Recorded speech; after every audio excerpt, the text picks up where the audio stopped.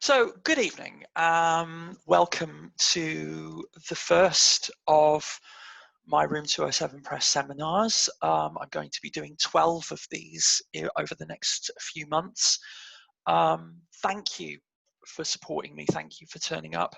I'm really grateful to do this. And tonight, we're going to be talking about the scam from Atlantis, the occult roots of fake archaeology. So this is a very personal subject for me. I'm going to show you a picture of something. Here is a book that my father used to own when I was a kid. I own it now. It was on my father's forbidden bookshelf. He had this bookshelf which was very high up, and we weren't allowed to read those books because they were his occult books. And of course, I would find ways to climb those very high bookshelves. I remember balancing a stool on a rocking chair and standing on that in order to get to the book in question and not breaking my neck.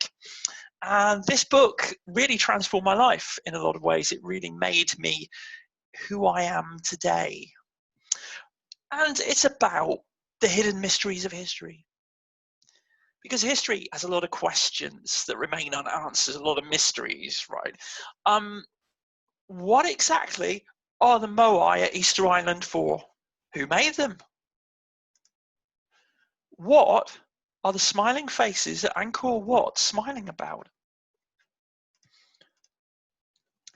Who exactly is supposed to look at the Nazca lines? What happened to the Etruscans anyway? And how exactly did a man from 1513 apparently draw an accurate map of subglacial Antarctica? But most of all the mysterious hidden mysteries of history, of which there are many, which are most mysterious, hidden, and mysteries, the thing that most has gained most has grabbed the imagination of pseudo-archaeologists over the last 150 years or more is simply this: pyramids in Egypt, pyramids in South America. Coincidence? How is it possible? Spoilers, it's a coincidence. Anyway, it begins with Plato. Plato, as you may know, was a professional wrestler who became a philosopher.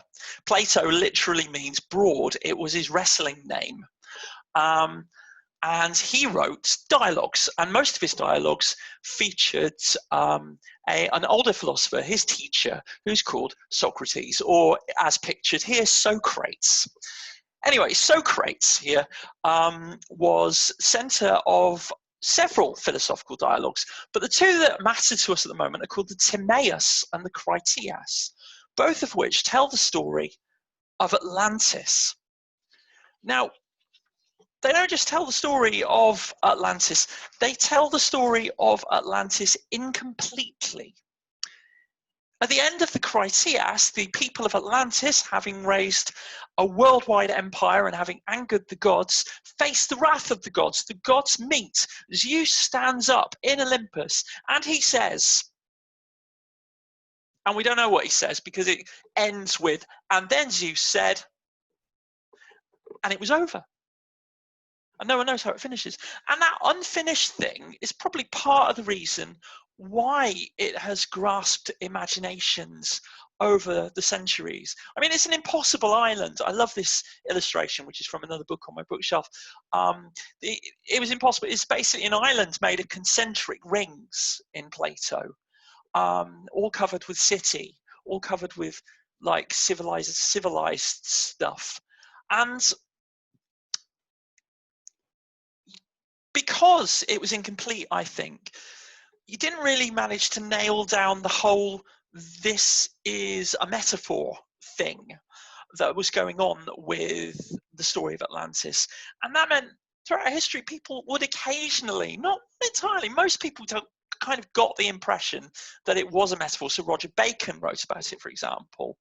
In the 17th century, a Jesuit priest called Athanasius Kircher attempted to draw a map of Atlantis and write about Atlantis and where Atlantis was. And you can see his map of Atlantis. As you can see, it's fairly basic.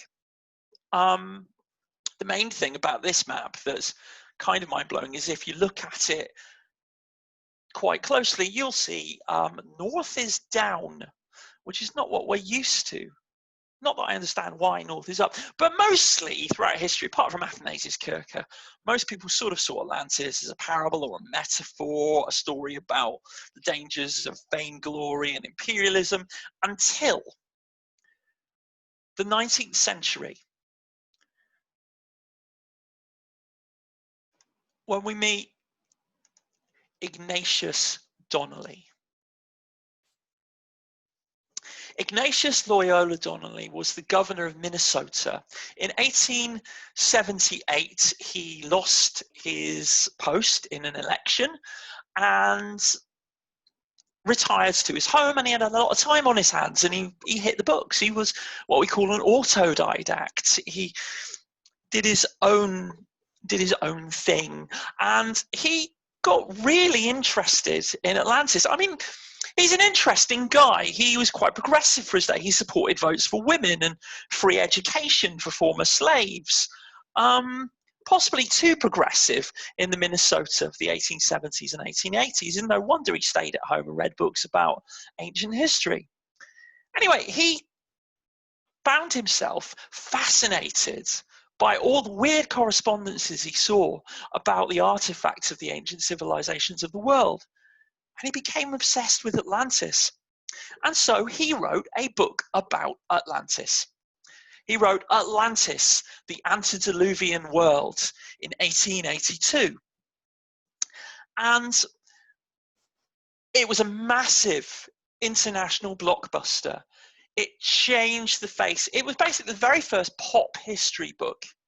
It's a history book written by a person who wasn't a historian and didn't really know a whole lot about history. And it really struck a nerve. It caught people's imaginations. Anyway, the central thesis of the book is laid out quite early on. So on page 1, he writes 13 propositions. I'm going to read some of them. So on page 1, he says, this book is an attempt to demonstrate several distinct and novel propositions. And that's important because they are novel propositions in 1882. These are: 1, that there once existed in the Atlantic Ocean opposite the mouth of the Mediterranean Sea a large island which was the remnant of an Atlantic continent and known to the ancient world as Atlantis.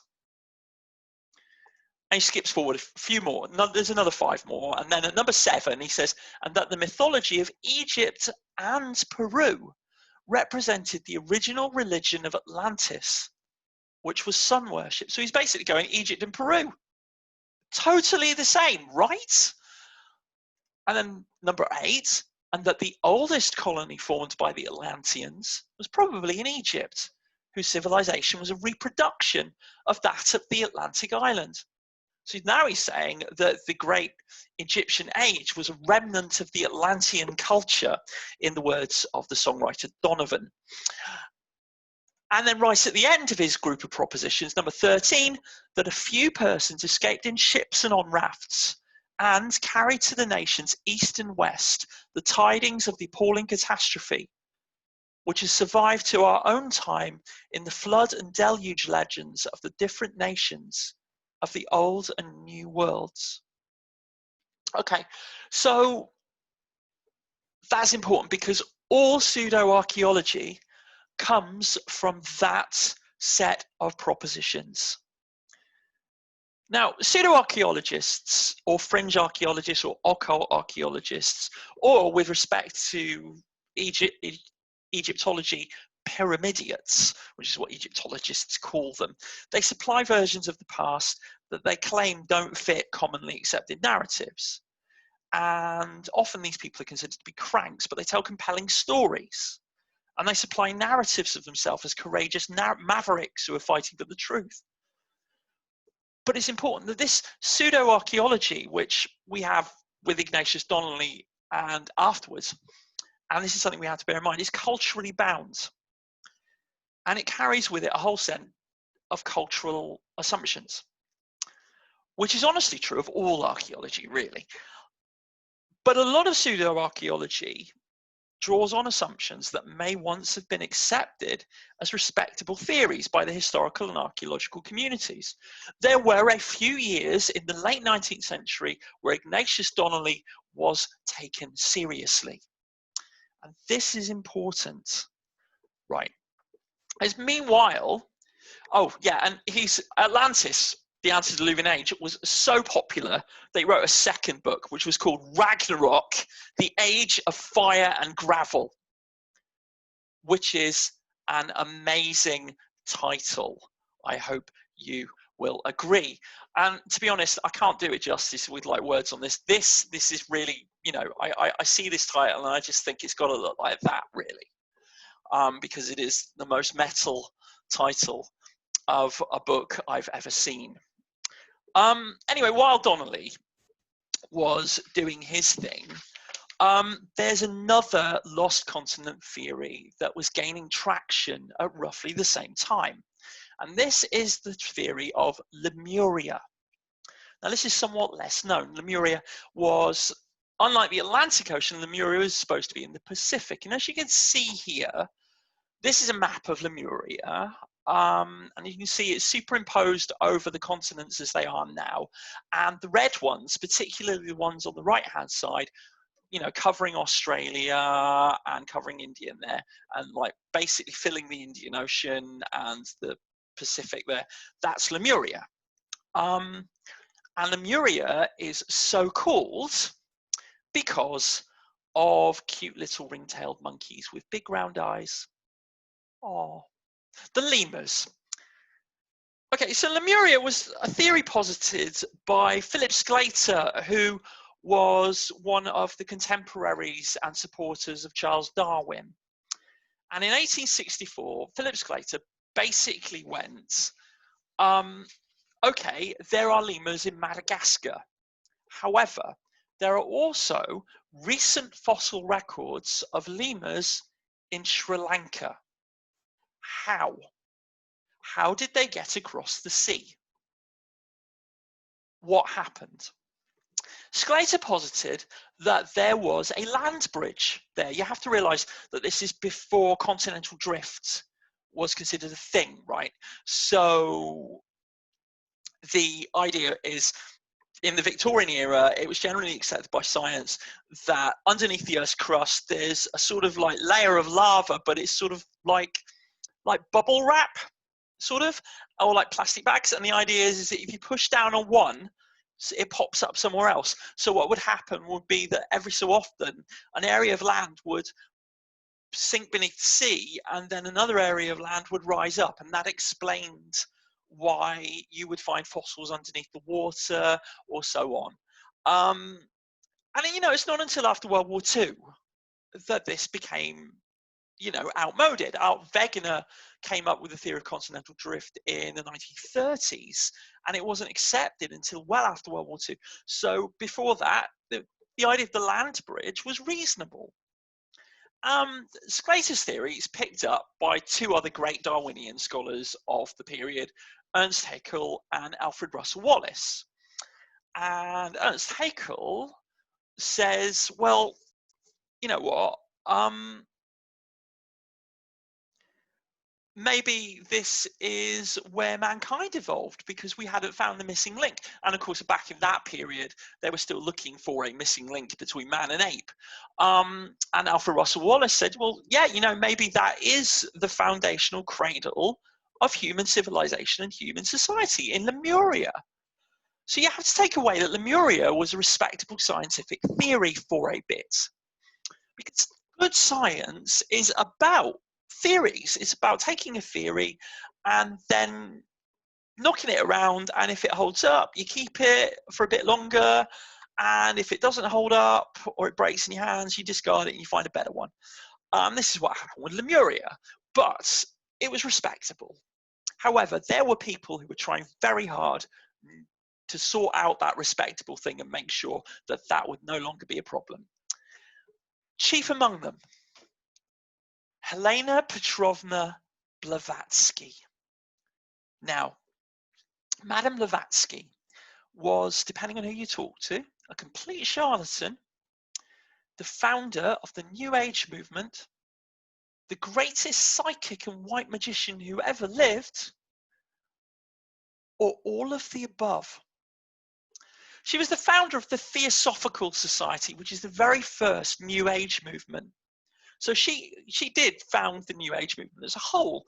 She claimed to be in contact with ascended masters in Shambhala, a secret sanctuary in the Himalayas, and she had access to the stanzas of Zyan, a supposed ancient text from Tibet. She largely channeled her writings, but actually what she did was she plagiarized Hindu texts mostly. She got all the Vedas together, the Sama Veda and the Rig Veda and all the others, and she like pulled together this into like a big, horribly appropriated, horribly plagiarized sort of Frankenstein cyborg Veda, a Darth Vader, if you will. And she also pulled in a lot of stuff from science and pop history. And so she picked up on the theory of Lemuria. She picked up on the theory of Atlantis from Ignatius Donnelly. And they featured heavily in her books. Now, she was able to get away with murder. I mean, look at them eyes, right? Look at those eyes. She was able to tell you something and people just believed her. She apparently could make letters appear from nowhere, written in green ink, because that's a completely normal thing to do. And these letters would say things like, you really need to listen to Madame Blavatsky. She knows what she's talking about. P.S. Give her all your money. Love, Ascended Master Kuthumi, Tibet. Somehow she seemed to get away with it, and she got away with it even when she was actually blatantly exposed as a charlatan. She somehow managed to maintain a following even to this day. She wrote several books. Isis Unveiled was her first one, but the big one that is important for us is called The Secret Doctrine. And here is the second volume of The Secret Doctrine, which is my copy, and it's about 1,000 pages. And oh my goodness me, it's deadly. But she talks about the root races of mankind. She describes how mankind evolved in a series of subspecies, which one evolved from the other. So from the very beginning, you had the Polarians who lived at the North Pole and are made of sort of gas and ether and fire. And then you have the Hyperboreans who are sort of boneless and a bit sort of amoeba-like. And then you have the Lemurians, and the Lemurians are sort of dark-skinned and bestial, and they eventually develop into a race, a transitional race, which are called, well, they're called the Romoahals, or the Romoahals, or the Romahals, or the Rohamals, or something like that. It's impossible to pronounce. Anyway, the Romoahals, Moroma, those guys became the Atlanteans. The Atlanteans became the Mongolians and the Semites and stuff.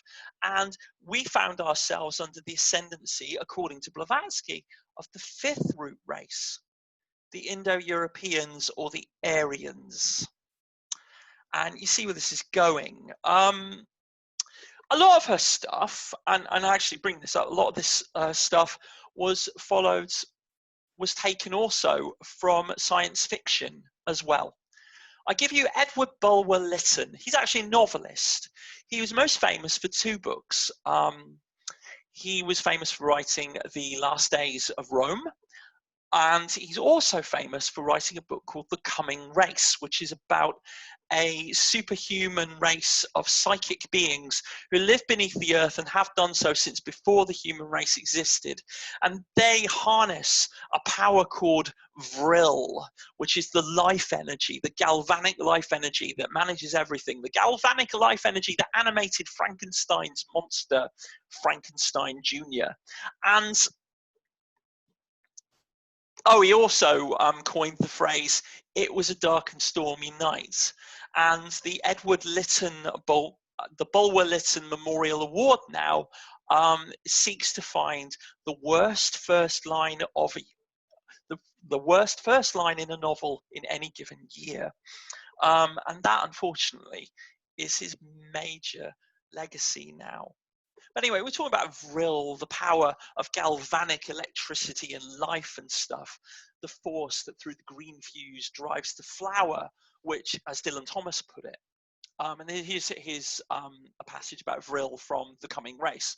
"What is the Vril?" I asked. Therewith, Z began to enter into an explanation of which I understood very little, for there is no word in any language I know which is an exact synonym for Vril. I should call it electricity, except that it comprehends in its manifold branches other forces of nature to which, in our scientific nomenclature, differing names are assigned, such as magnetism, galvanism, etc. These people consider that in Vril they have arrived at the unity in natural energetic agencies, which has been conjectured by many philosophers above ground. And then he does several pages about how Faraday predicted it, and you just want to die. But Madame Blavatsky decided that Bulwer Lytton was an ascended adept. She decided that he was a psychic and a prophet, and so that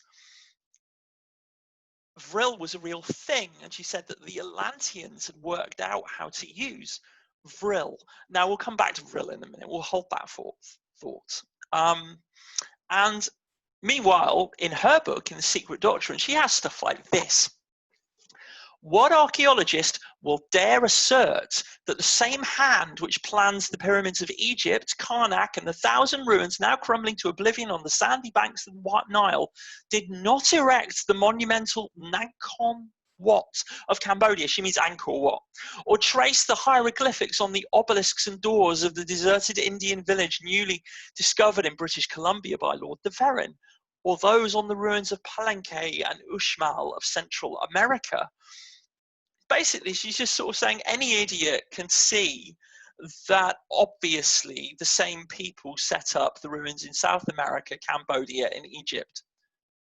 You know, obviously. It's obvious, isn't it? You see it. And I mean, you know, would you argue with those eyes? Who knows? Anyway, she had lots of followers. She convinced a lot of people, famously Rudolf Steiner.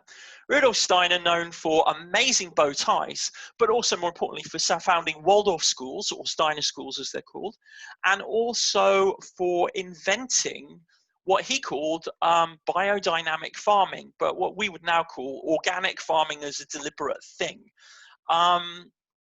He also wrote a book called Cosmic Memory, which is a collection of short essays and lectures that he decided to bind together in a book to make more money out of, which I can tell you is a tactic that I can't fault. In his book, he talks about Lemurians, he talks about Atlanteans, he talks about the coming of the Aryans, and he talks about the Atlanteans powering their airships with Vril.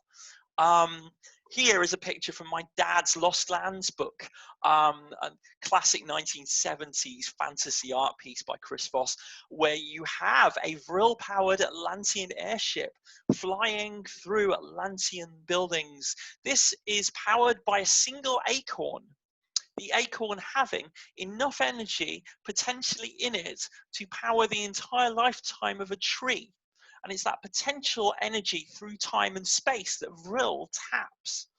In the UK, and I don't know if you have this, but in the UK there's a famous and very weird and actually quite disgusting drink called Bovril, which is basically made of beef extracts turned into drink form, if you can imagine that. Anyway, Bovril was invented by a theosophist, because it's bow, as in cow, bovine vril. It's magic cow juice, which I imagine this doesn't mean anything to my American friends, but I can tell you earlier this evening when I gave this revelation to the British, minds were blown. Another follower of Blavatsky was Bishop, and I say Bishop in scare quotes because he was never ordained in a church, Charles Webster Leadbeater. Even Madame Blavatsky didn't particularly care for him. She called him W.C. Leadbeater because she loved her toilet humor, literally. Anyway, Leadbeater was the person who took over the Theosophical Society after Blavatsky, and also, again, this is probably a British reference, the occult Jimmy Savile. And by which I mean a prolific paedophile. I once joined Wikipedia to correct Leadbeater's Wikipedia page in order to and put references for his paedophilia, only for them to be removed by his fans. He still has fans. Anyway, Leadbeater channeled a lot of stuff about Atlantis and Lemuria. He got psychic messages and past lives. He wrote an entire book which is about the past lives of, it turns out, all his friends and enemies, who are all important heroes and villains in various eras of the past, including Atlantis and Lemuria. Anyway, he was instrumental in influencing another guy called William Scott Elliot, and William Scott Elliot wrote a book about Atlantis and the Lost Lemuria. The original edition of this is called The Story of Atlantis and the Lost Lemuria.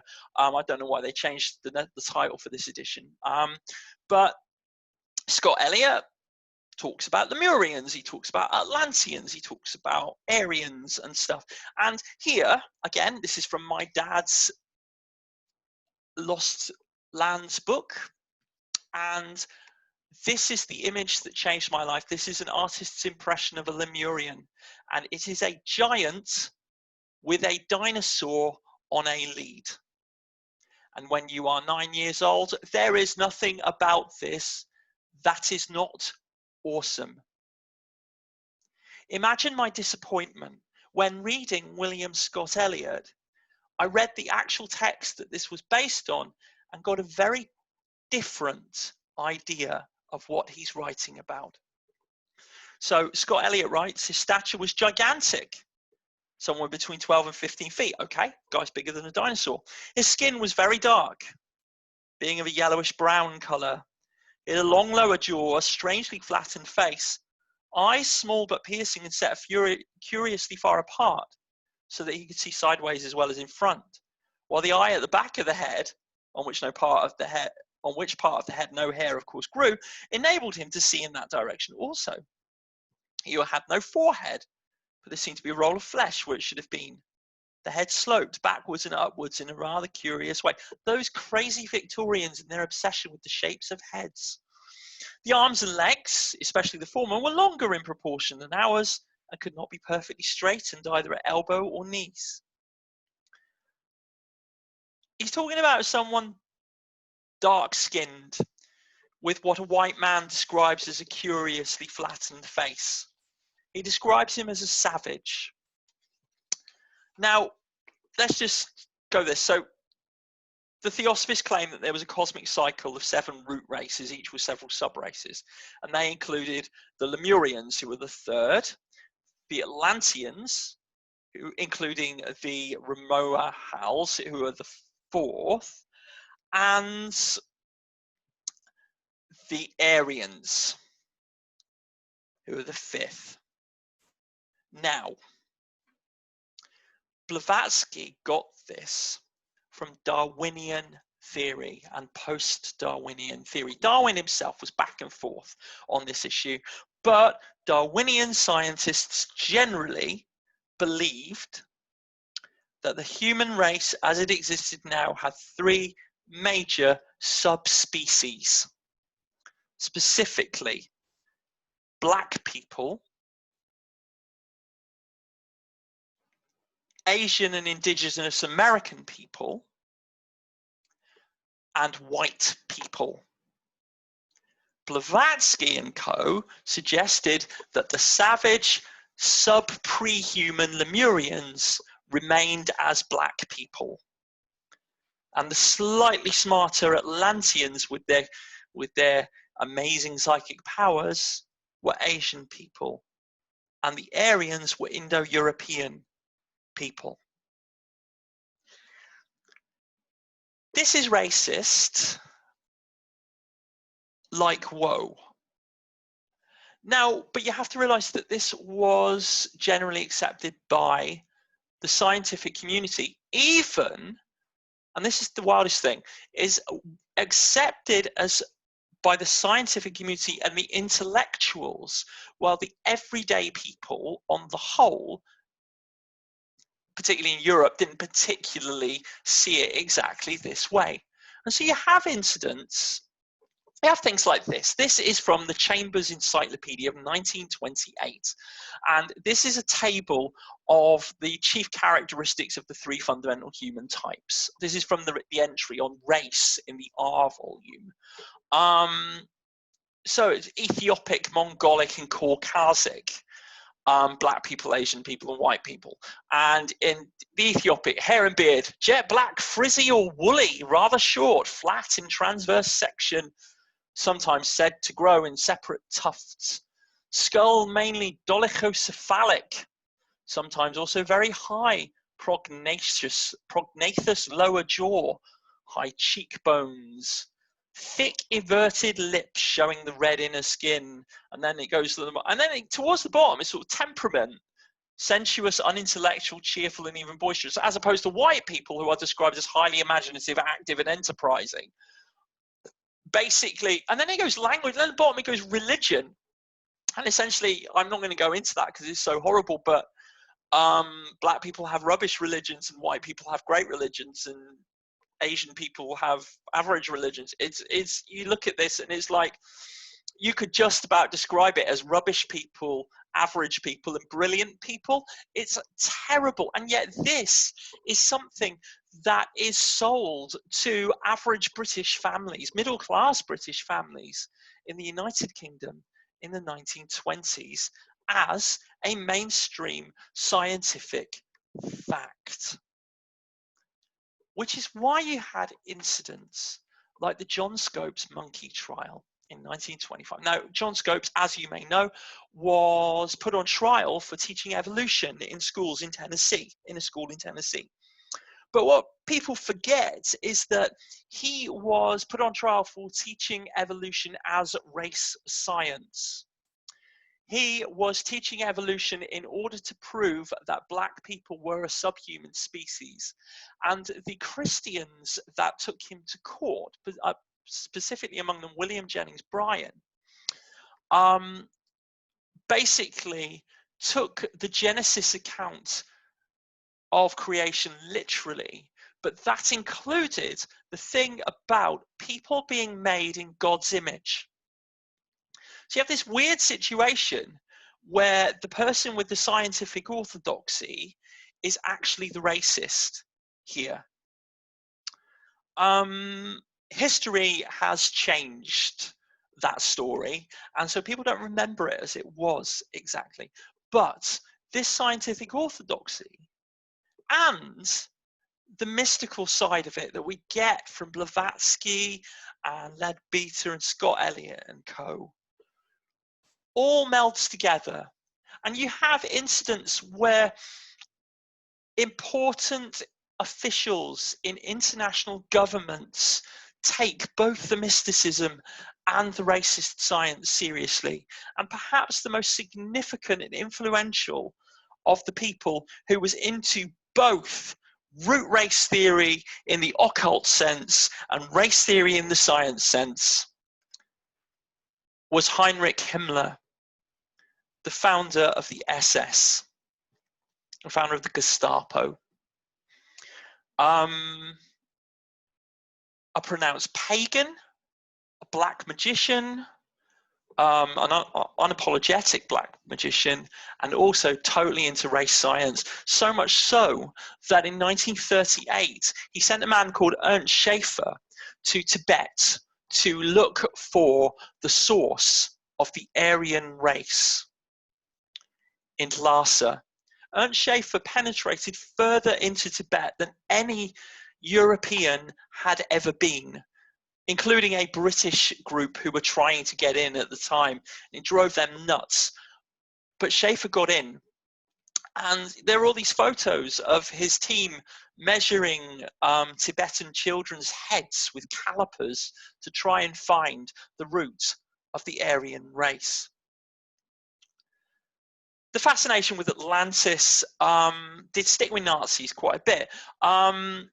Famously, Otto Muck. Now, Otto Muck was one of the Nazi rocket scientists who was at the Peenemünde rocket project, and he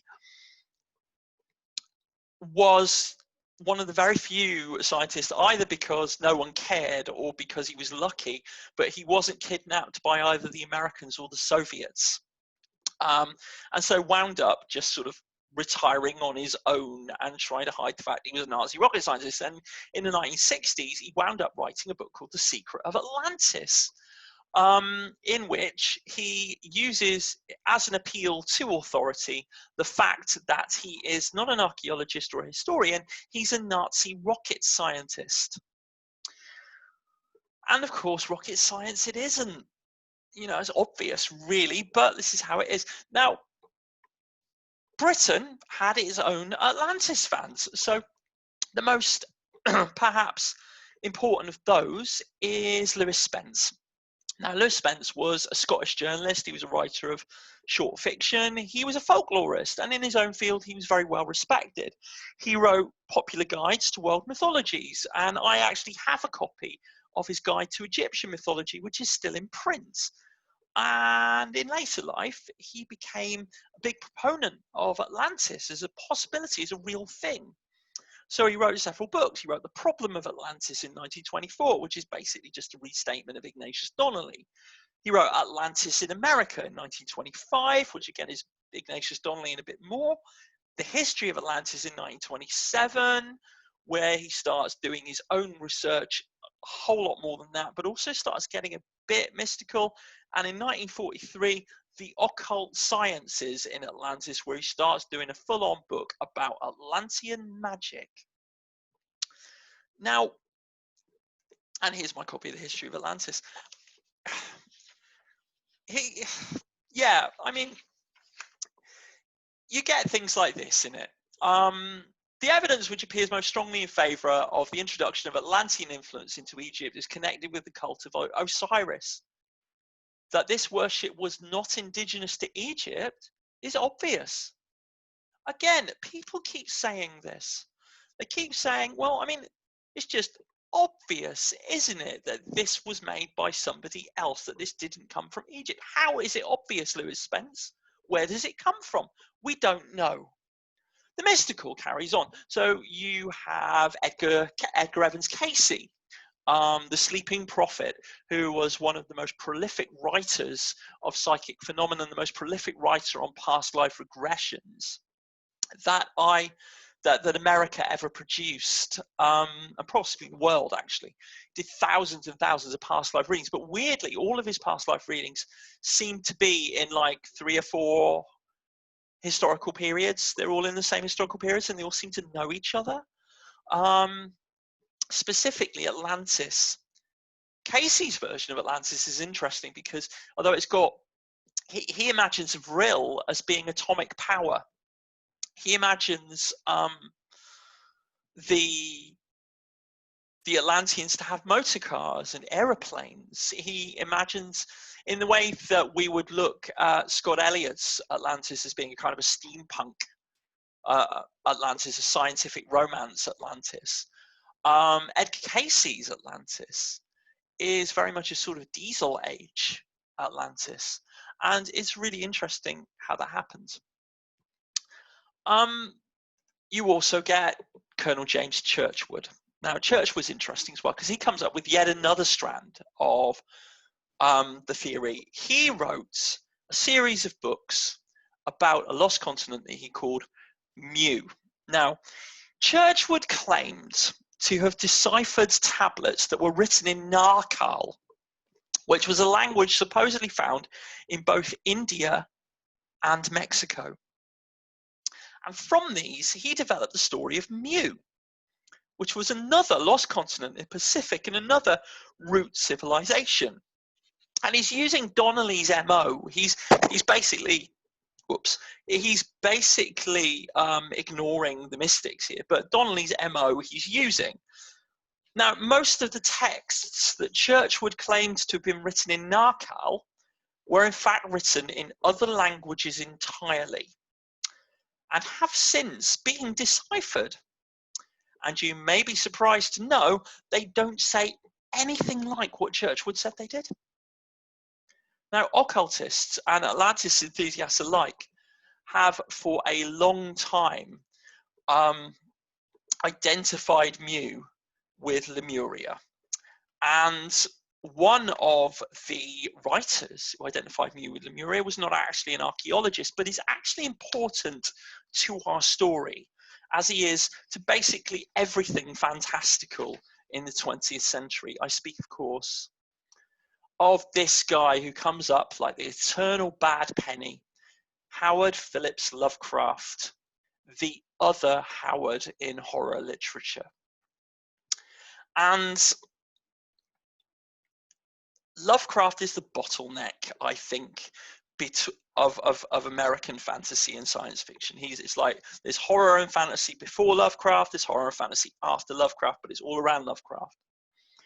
And in his lifetime, he's just a pulp fantasy writer, but he's hugely influential. And I know it's mostly his legacy that's influential. Like, for instance, aliens have tentacles and crab claws and eye stalks because Lovecraft had a phobia of marine fauna. I mean, he had a fauna of black people and poor people as well, but he was terrified of fish. He just absolutely hated fish and shellfish and stuff like that. Never understood the value of a nice plate of calamari. Anyway,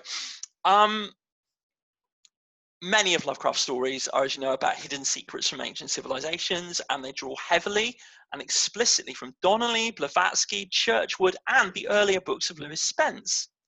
Except in Lovecraft, the civilizations are founded by aliens, big horrible aliens with names like Nyarlathotep and Azathoth and Nefren-Ka. And those names, incidentally, are the sort of names that someone who doesn't know Egyptian might make up to sound Egyptian. Of course, he's horribly, horribly racist. So he's totally into root race theory. He's got stories set in Lemuria and Mu.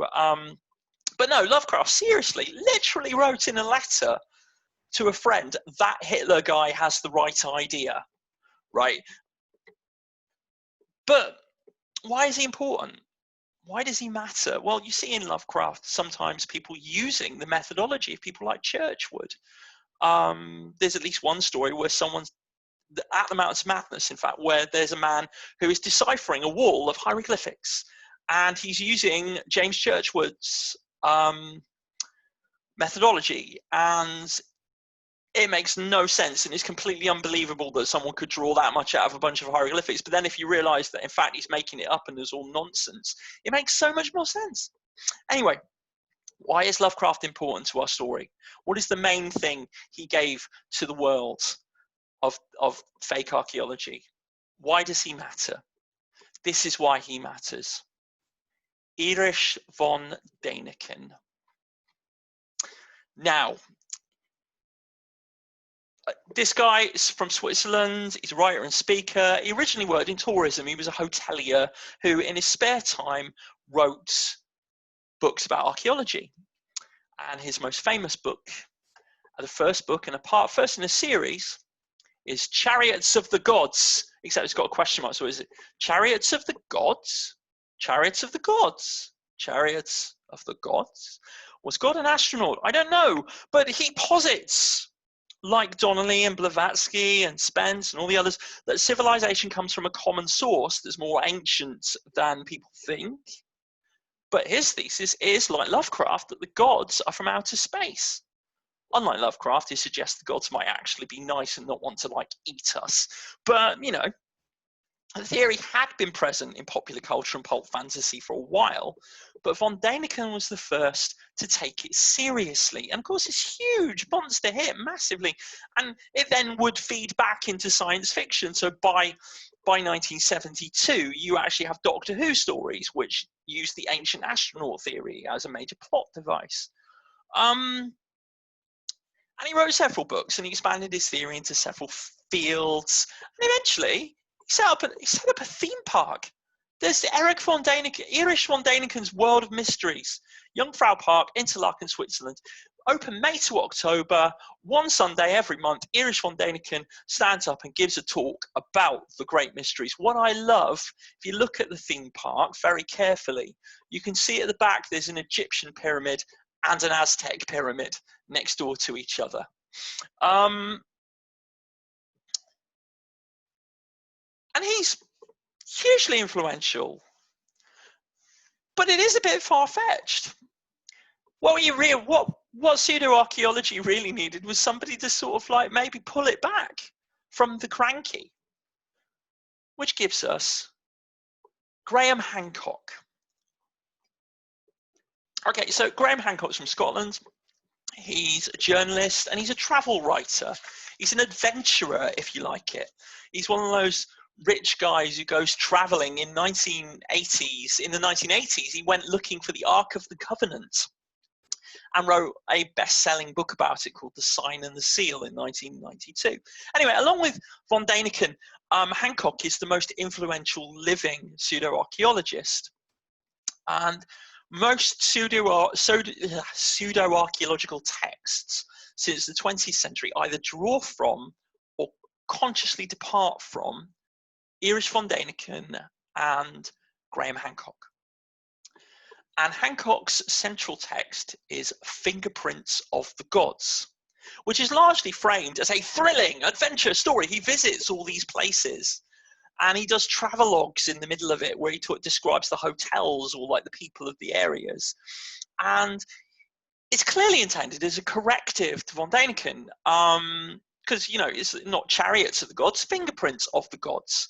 Okay, it's a sort of anti-sequel, and he uses the same evidence set as von Däniken, and he makes the same assumptions, and he echoes von Däniken's title, and he's obviously read von Däniken. There is no question of that, but he does not at any point mention Erich von Däniken by name. At no point. And that's really interesting because it doesn't take a whole lot of Googling to find pictures of Graham Hancock and Erich von Däniken next to each other being friends. They've done events together over the years, but he doesn't mention him in his book. Anyway, Hancock's basis thesis is, again, that evidence shows civilization to be much older than generally thought, and that there was a lost civilization with a worldwide influence that was the basis of every ancient civilization, and that civilization was white. Anyway, many of Hancock's conclusions make a sort of sense, as long as you take into account his base assumptions and the evidence he supplies. Now, some of them are a big stretch, but many of them make sense. But his evidence is either wholly false or flawed or incomplete, and the base assumptions that inform his arguments are often completely wrong. So let's look at his base assumptions. So, okay, this is from the introduction to Fingerprints of the Gods. At some risk of oversimplification, the academic consensus is broadly, civilization first appeared in the Fertile Crescent in the Middle East. This development began after 4000 BC and culminated in the emergence of the earliest true civilizations, Sumer in Egypt, around 3000 BC, soon followed by the Indus Valley and China. About 1500 years ago, civilization took off spontaneously and independently in the Americas. Since 3000 BC in the Old World and about 1500 BC in the New, civilization has steadily evolved in the direction of ever more refined, complex, and productive forms. In consequence, and particularly by comparison with ourselves, all ancient civilizations and their works are to be understood as essentially primitive. The Sumerian astronomers regarded the heavens with unscientific awe, and even the pyramids of Egypt were built by technological primitives. The evidence of the Piri-Reis map appears to contradict all this. Now, we'll go back to the Piri-Reis map in a minute. But okay, so he says the academic consensus is broadly civilization first appeared in the Fertile Crescent in the Middle East. He doesn't define civilization. What is civilization? How does he define it? Because you might think, well, civilization is like people in towns. You have to define it. Okay. The earliest true civilization, Sumer in Egypt, well, I don't know, they may be. Soon followed by the Indus Valley in China. About 1500 years ago, civilization took off spontaneously and independently in America. No, it didn't. It didn't take off out of nowhere. People started gradually to become societies. Since 3000 BC in the Old World, civilization has steadily evolved in the direction of ever more refined, complex, and productive forms. That is what academic historians with any nonsense knowledge would describe as complete bullshit. For example, in the 2nd century of the Common Era, or the 2nd century AD if you prefer, there was a pandemic, a massive pandemic, which lasted on and off for about 100 years. Take that, herd immunity. And in that time, society collapsed. And it's the beginning of the Middle Ages. But before the pandemic, the Romans had the secret of concrete, of aqueducts and water management. They had central heating. They had a road infrastructure. They had toothpaste. After that, they didn't, because those skills died out. Disasters happen. Things collapse. Egyptian civilization collapsed 3 times before the birth of Christ, right? Egyptian civilization collapsed and started from nothing 3 times. It is not as simple as to say that progress is steady, because it isn't. Civilizations can be destroyed by accidents and by clashing with other more belligerent civilizations. What happens to the people in Central America? White people came along. It's not as easy as that. And then there's things like Hancock's evidence. So let's look at the Piri-Reis map again. Okay, so Piri-Reis was an Ottoman Turk admiral. He was the admiral of the Ottoman Turk Navy. Now, the Piri-Reis map is supposed to be impressive because it is supposed to show the coast of Antarctica as it is under the glaciers, which can only be seen from space and which haven't been outside of glaciers since around 10,000 BC. Hancock is basically like, well, we don't know where Piri-Reis got his map from, but he must have got it from much older sources. Now, there's a problem with this. Point 1 is that Piri-Reis does write where he got his intel from about this map. He writes it on the actual fucking map. If you look all over, he says in all of these different bits where he got the bits of map from. In fact, what Piri-Reis did was send out his ships to pirate Italian and Spanish mariners and steal their maps. And this is made from synthesizing stolen maps from Western Mediterranean ships. And it is an exceptional and beautiful piece of intel. he's wrong about the unknown continent in the south, but that's just because he's working from other people's maps.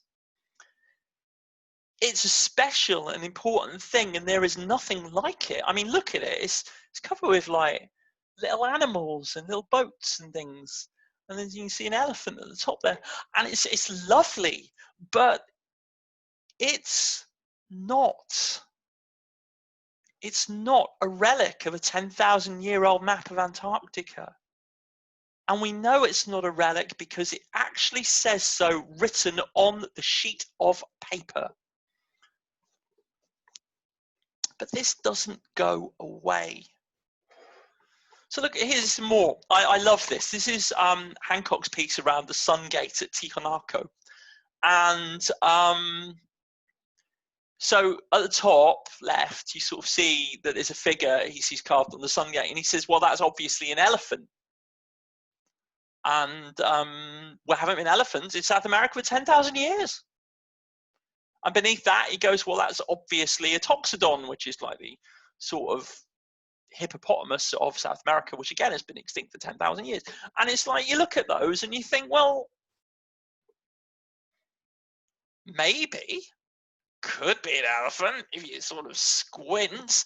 But we're getting into the realms of the Rorschach blob here, aren't we? They're just blobby shapes that could be anything. And he's full of this. His arguments are based on outmoded or false-based assumptions or untrue facts and dodgy Rorschach blob interpretations. But because these things are assumptions, and they're taken as read, they're not open to being challenged. And because the things that are taken as read are the things that should be challenged as false, it's easy for the pseudo-archaeologist to accuse critics of hiding the truth. And Hancock and von Däniken still work on the same thesis as Donnelly, which is that simply it's not a coincidence that there are pyramids in South America and Egypt. So then you get things like this. And we are drawing to a close now, so thank you for being so patient. But once again, I knew from an engineering perspective that the figures did not do justice to the enormous skill and care required to achieve them. I knew too that the scholars had not yet come up with a convincing explanation of exactly how the pyramid builders had adhered consistently to such high standards of precision. What he's saying is, no one knows how the pyramids are so beautifully made. That's a lie. We know how the pyramids are beautifully made because we know they practiced, and we know they honed those skills, and we know they practiced, and we know those skills for a very simple reason. There are crap pyramids, like the bent pyramid, where they ran out of stone halfway up and had to finish it quickly, so it sort of has a kink in it where like the slope suddenly gets a bit flatter. That's a real thing. The bent pyramid of Saqqara. Seriously, Google it later. There are wonky pyramids. They exist. There are mathematically problematic pyramids. Okay. That's just a thing. So it's nonsense. It's not true. Here's another one. Okay, and here we're talking about Tijuanaco again. After returning to Suriki to the mainland, we drove our hired jeep across those plains, raising a cloud of dust. Our route took us through the towns of Pucarani and Laja, populated by stolid Aymara Indians who walked slowly in the narrow cobbled streets and sat placidly in the little sunlit plazas. Were these people the descendants of the builders of Tijuanaco, as the scholars insisted? Or were the legends right? Had the ancient city been the work of foreigners with godlike powers who had settled here long ages ago? So what Hancock is saying here is, seriously, look at these native brains. How could these stupid brown people, have made this? And that's really freaking racist. It's just horrible. They could have made that because there were people in the past who were talented and skilled. And Hancock at no point entertains the idea that maybe people made these things because they were talented and skilled and thought of things themselves. He doesn't mention the large numbers of incompetent or less accomplished buildings. He finds reasons to make the American pyramids, which were built thousands of years later for different purposes, contemporary with the Egyptian ones, to support his lost civilization thesis. And for example, he notes that builders of both the American and the Egyptian pyramids knew pi, okay? But he can't accept the idea that they might have worked it out for themselves, even though it's the only reasonable conclusion. Because you know how you work pi out? You're clever and you look at a circle. His only acceptable interpretation, though, is that someone taught it to them and that person was white. Hugely influential guy, Graham Hancock. There are many others like him. So Egyptologists have a name for the sort of archaeologist who comes up with theories like this, and they call them pyramidiates. And this is the MO of the pyramidiate, basically. They deny that ancient people could have achieved what they did without help, and implicitly that's help from white people. They assume that civilization began suddenly, and that's mysterious, which is a false assumption. They try to make the archaeological record fit with mythological or religious texts, or UPG, unverified personal gnosis. That is, a cosmic master told me, I channeled this, I had a vision when I was doing a ritual.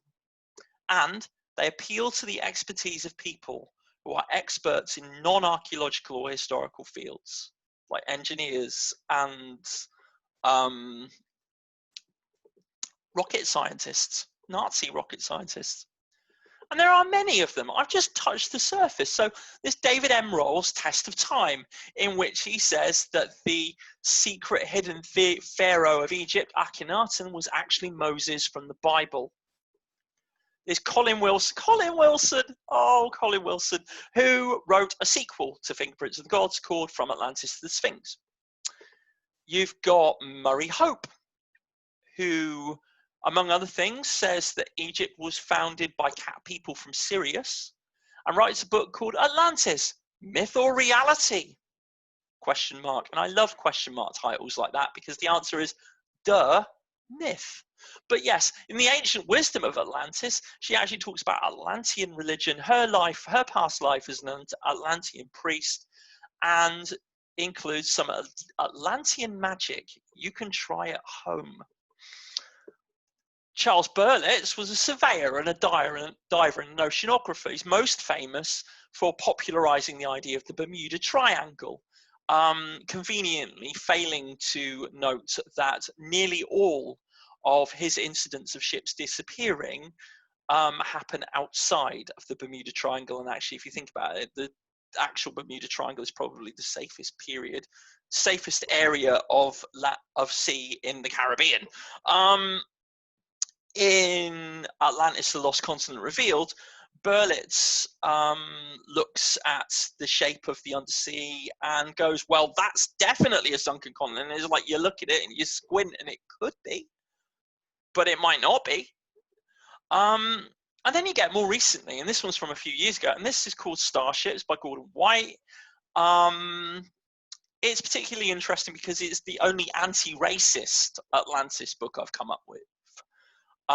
He actually specifically rejects the idea that a white Earth civilization came along. He says that civilization spontaneously started because people got into ritual magic and getting off their nuts on mushrooms. Well, and then on the internet you have Space Barbie, Valeria Lukianova, a Ukrainian lady with an awful lot of plastic surgery who is a breatharian. A breatharian is someone who believes that you don't need to eat, you just take an air diet. And who believes also that she was the priest of Lemuria, Amatu, and she runs a cult.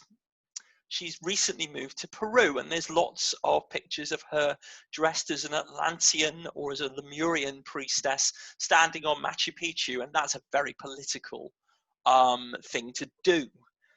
And her Instagram feed is kind of hilarious, but also kind of tiring because, of course, she's a white supremacist as well, and she's in with the Ukrainian alt-right. She's a Nazi because, of course, she's a Nazi, because Nazis love two things. They love race science and they love mystical bullshit. And I guess that brings us to the end, really. There's only one more thing to mention, and that's the 191 episodes of Ancient Aliens on the History Channel. I don't know, therefore aliens. And there's the central thing. I don't know, therefore aliens. There are gaps in history. There are many gaps in history. There are things that we failed to see. There are things we haven't discovered yet.